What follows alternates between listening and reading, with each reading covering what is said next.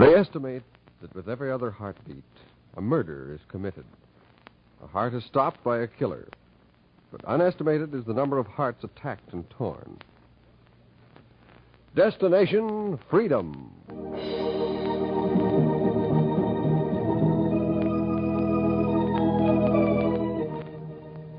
Destination Freedom, dramatizations of the great democratic traditions of the Negro people, is brought to you by station WMAQ as a part of the pageant of history and of America's own Destination Freedom.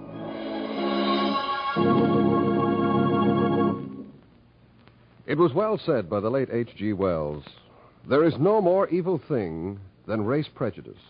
It holds more baseness and cruelty than any other error in the world. And for the complete eradication of this evil from American society, and so that men may know it and oppose it for what it is, Destination Freedom this week brings you its second chapter of a 2-week series bearing directly upon race prejudice, a chapter entitled Execution Awaited.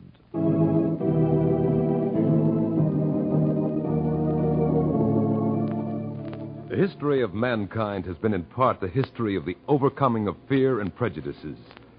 Man has been on this earth but a few thousand years. But within that span, he has collected evidence against the forces of nature which he must master. The hurricanes and storm winds, drought and famine, disease and disasters which he knew could destroy him. And also in that span, evidence has been collecting against another, more insidious enemy, a murderer unmatched, a Trojan horse that has often been indicted, tried, convicted, sentenced, but seldom executed. That enemy our bailiff calls to the witness stand for trial. Prejudice. Prejudice. Race prejudice. The trial will take place not in a public court, although the defendant has been the instigator of many trials in public court, but in your own community, your workshop, your place of business, in your home, among your family and friends, and more so, in the secret cells of your subconscious, wherever we might find prejudice, prejudice, race prejudice. You'll notice the defendant doesn't respond to a direct call. He hesitates to show his face. He avoids direct questions. But sometimes he can be found quite plainly in public places, as in 1944 in the Senate chambers. And I'll tell people who prattle nonsense about race equality after the war, I say when those 2 million Negro soldiers whose minds have been filled and poisoned with political and social equality stuff return and try to... I think I'll get more help in sending them back to Africa. I have one thing in mind. Prejudice. Prejudice. Race prejudice. Yes, we may find the defendant in the U.S. Senate. Or we may find him in an employment office. Very, very, very sorry, young lady. But you see, that ad you saw in the paper should have specified that we want only white clerks, not Negroes. Prejudice. Prejudice. Race prejudice. Or he might reveal himself in a friendly gathering over a scotch and soda on a club car. And he might be quite gay and merry. That was a good one, Pat. That was a good one. But you know, I just can't get myself to tell those jokes about Negroes.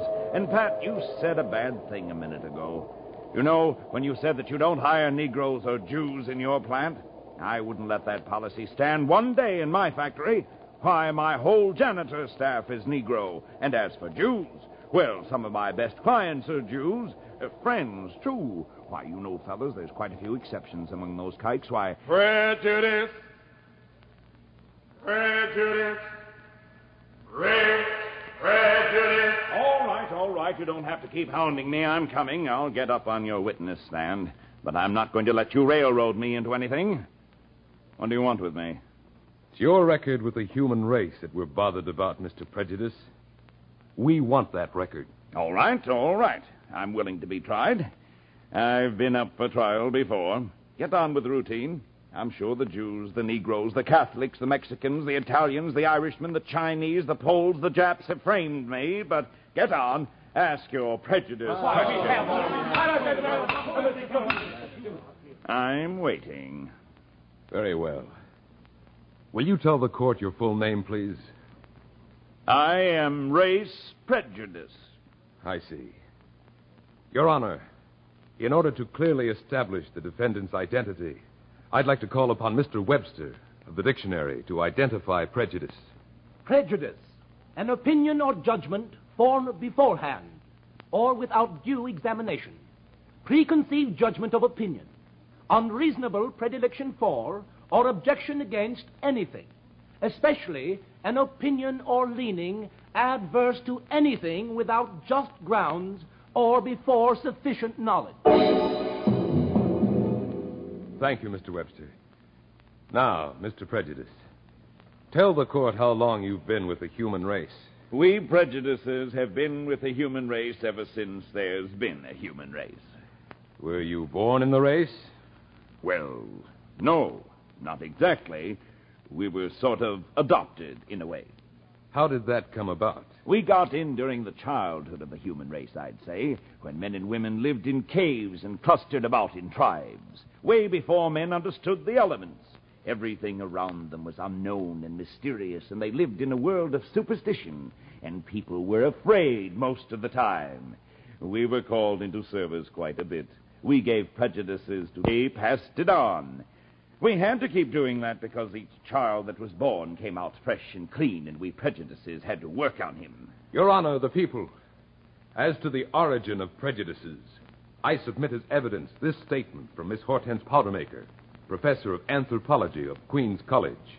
Every bigot was once a child. The infant is not born with prejudice.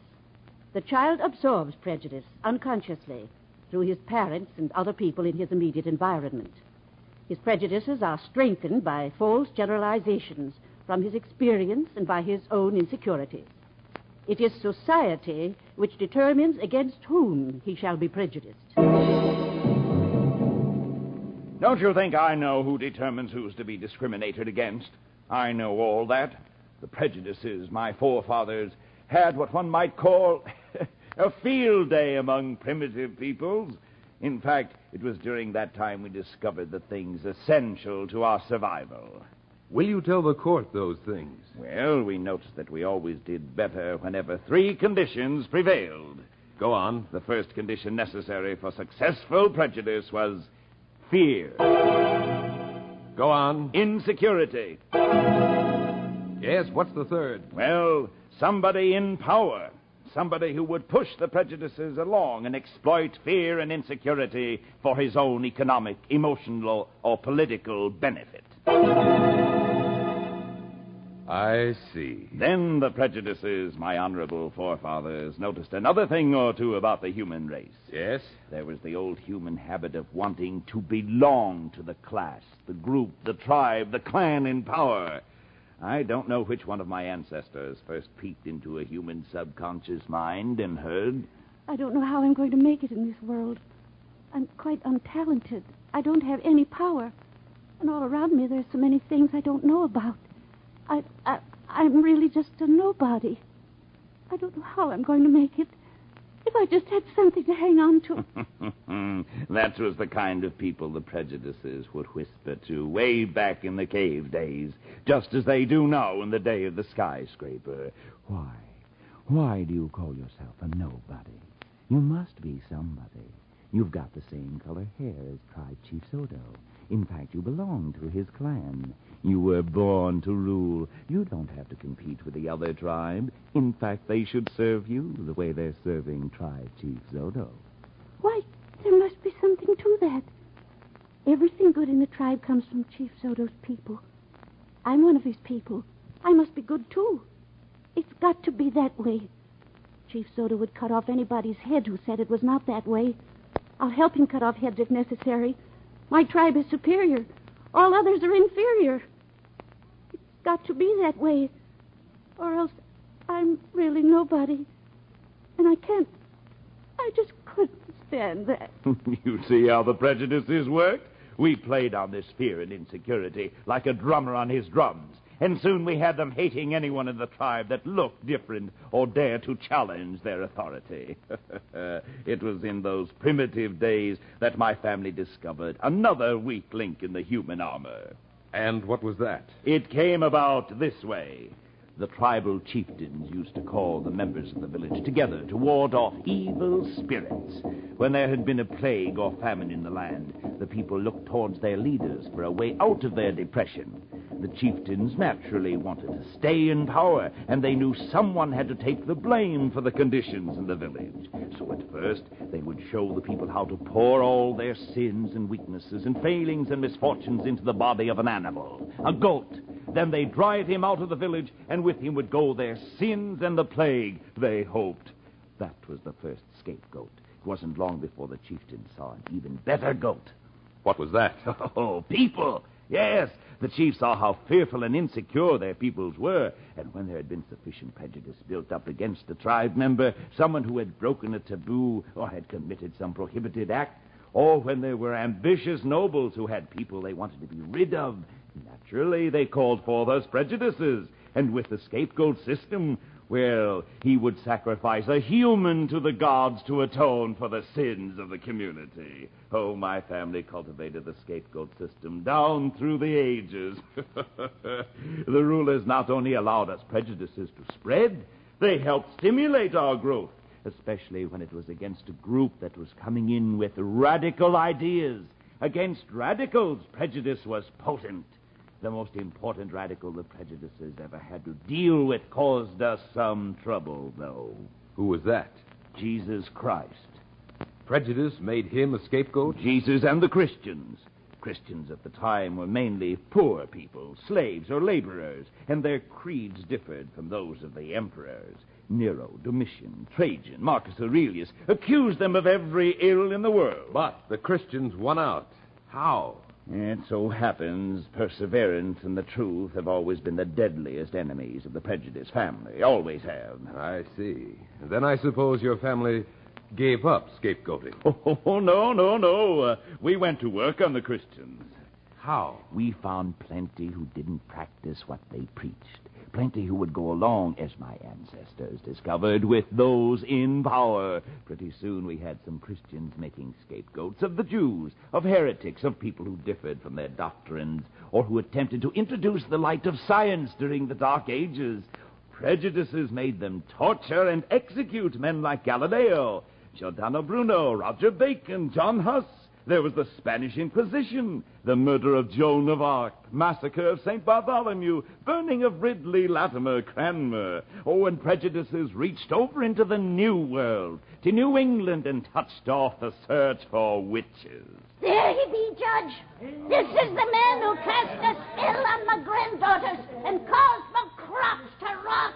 Here. I did no such thing. She's lying, Judge. She owes me money. She's trying to escape paying. You have been duly identified and proven. You know the law.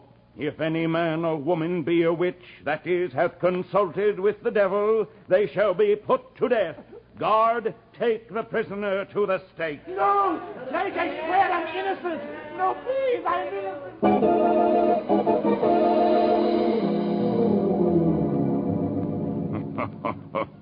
I don't know how many thousands were burned at the stake, or were drowned, or were stoned to death in the witch hunt. Must have been a lot, though.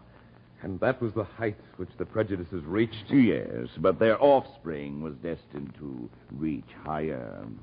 Explain to the court what you mean. It was just about this time that I came into existence. I was a new kind of prejudice, using all the old tricks.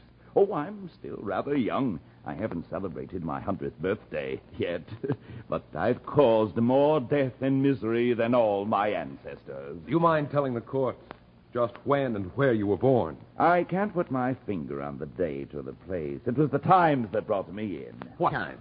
slavery times. Yes, go on. Well, I was an illegitimate son of religious prejudice and the new merchant class around the beginning of the 18th century. Of course, you know, before then there had been slaves, white slaves, black slaves, Romans, Egyptians. Yes. And all over the world, I hate to admit it, there was growing a liberal spirit against any kind of slavery and against the rule of the aristocrats over the commoners. But it so happened that when the African slave trade was underway, it proved so profitable to a few that some looked for a way to justify it somehow and beat down the demands of common people of Europe for more freedom. Kill two birds with one stone, so to speak. Go on. It was a dilettante, Count de Gobineau, that gave the aristocrats the escape they were looking for. He came into an important council meeting with his theory. Monsieur, one moment, monsieur. As you know, I've been doing steady research into the history of civilization. Now, a good many merchants are worried about the effect of the slave trade upon the morale of the common people in France. Well, I have discovered we no longer need worry about the black slaves or the white common people. I have discovered that everything noble, beautiful, inspiring, significant that has ever happened to the world was the product of one race. Our race. The Teuton, the Nordic race. No other race need to be considered. They are destined to serve us. The amount of Nordic blood in each nation is a very fair measure of its strength in war and standing in civilization. Officially, I suppose you could say that was when race prejudice was christened.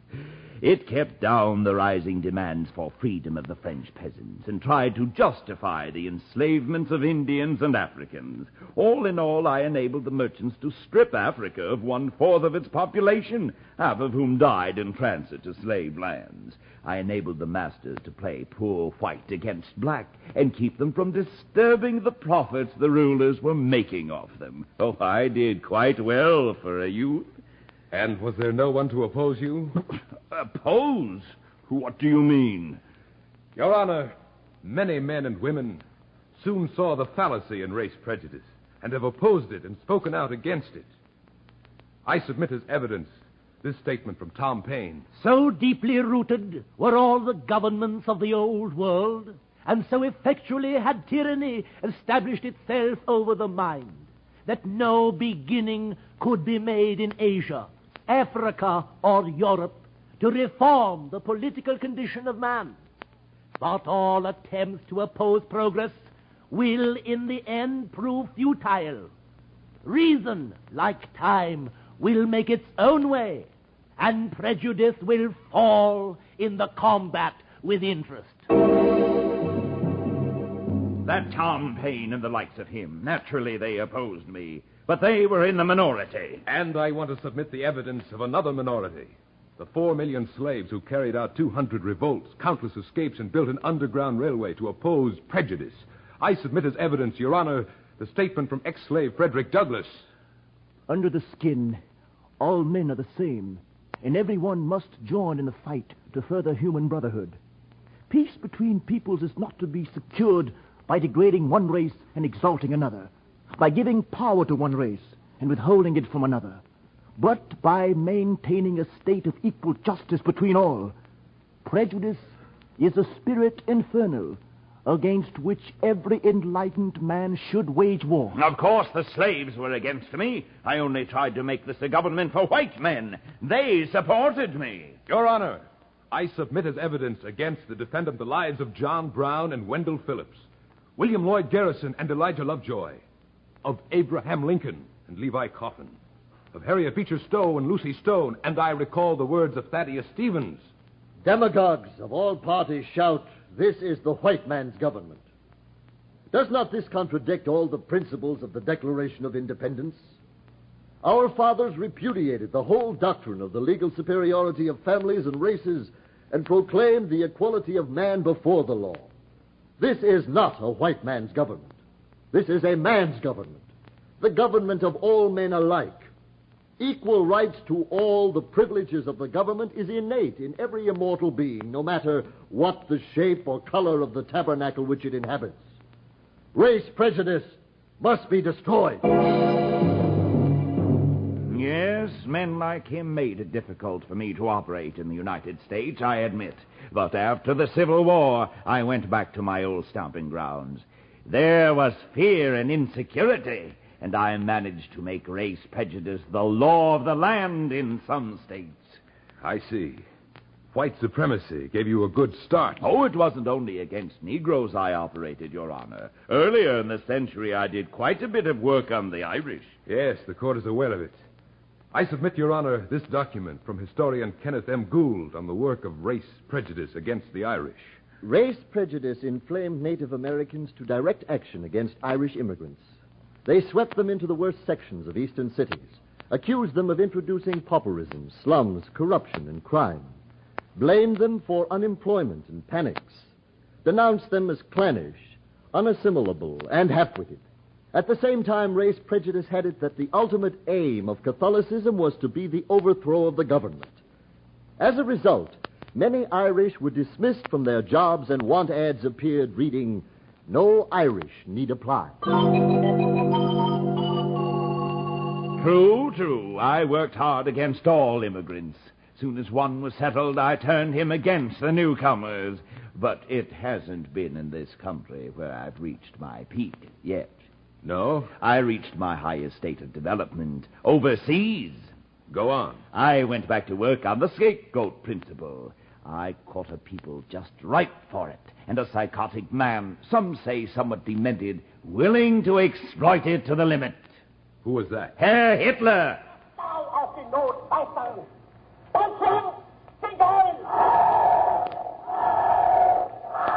Well, I needn't tell you about how I helped him.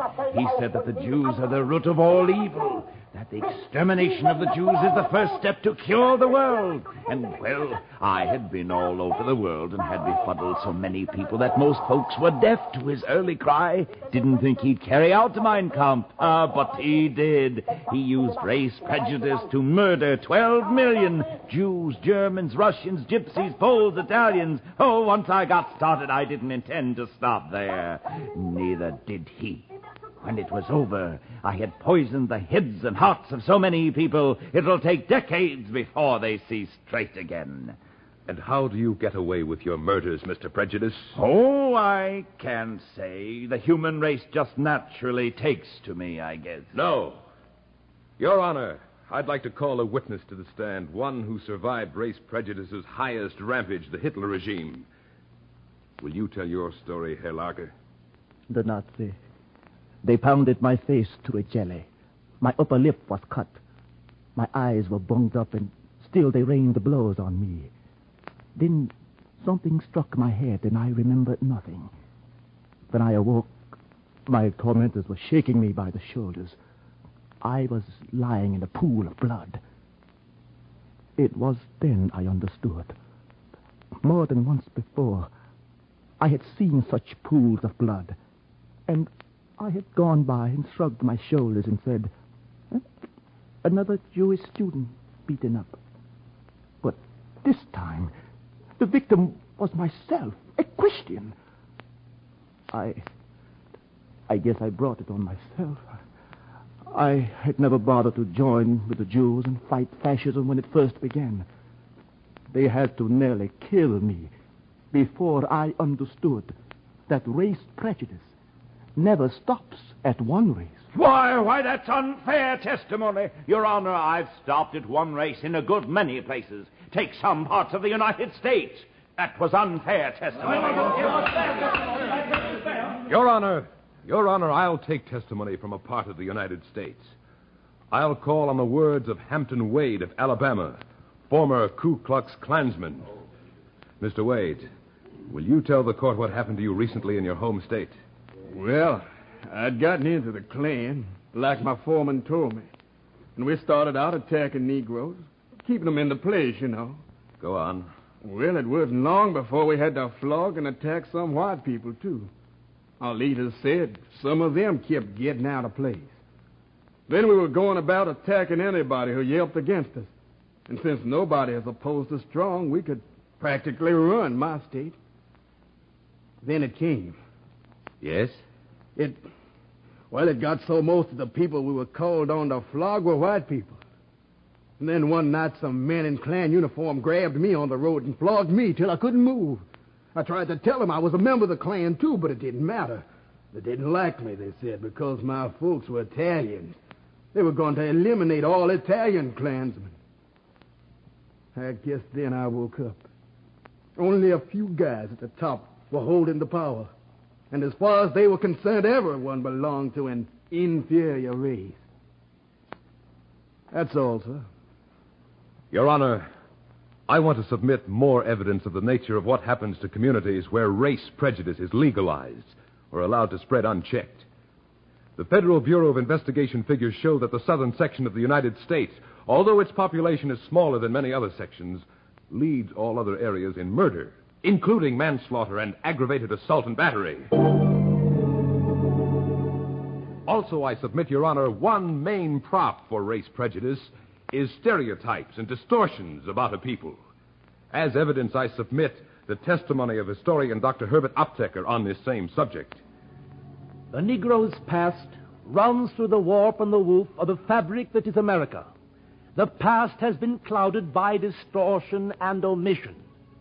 Let the American people know that in the unspeakable days of chattel slavery, the American Negro fought like an enraged tiger for his freedom. In the American War for Independence, Negroes by the thousands were vital participants. 1/6 of the United States Navy, which defied Britain in the War of 1812, was Negro. In the Civil War, the Negroes suffered the greatest proportionate loss of any participants.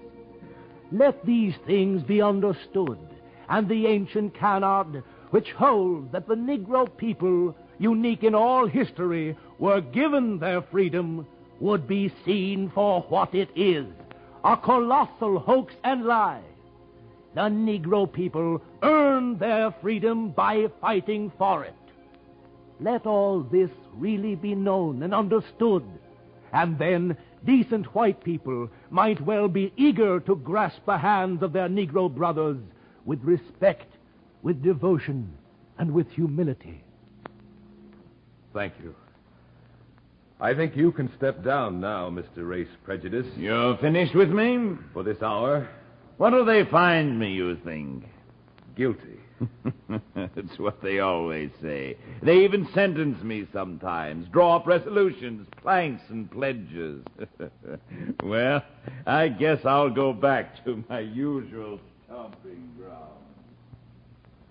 Race Prejudice, Your Honor, the people, is going back to his hunting grounds among the frustrated, the insecure, the fearful, the misinformed, the exploiters of fear.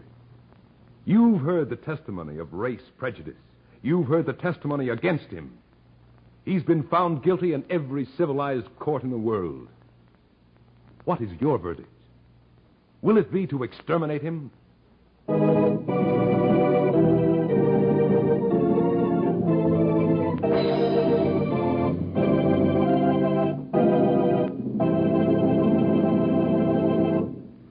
You have just heard Destination Freedom's presentation of the second and last of its 2-week series bearing directly upon racial prejudice in our society. Destination Freedom is written by Richard Durham, with Bob Gilbert as program consultant. The entire production was under the direction of Homer Heck.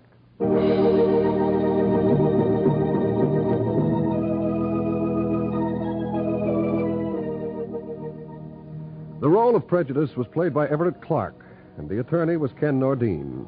Others were Alma Platts, Dean Olmquist, Oscar Brown Jr., George Kluge, and Fred Pinkard. The special music was composed by Emil Soderstrom and was played by Elwyn Owen and Jose Bethancourt. Sound effects by Cliff Miller, and the control operator was Gary Dublee. Your announcer is Hugh Downs.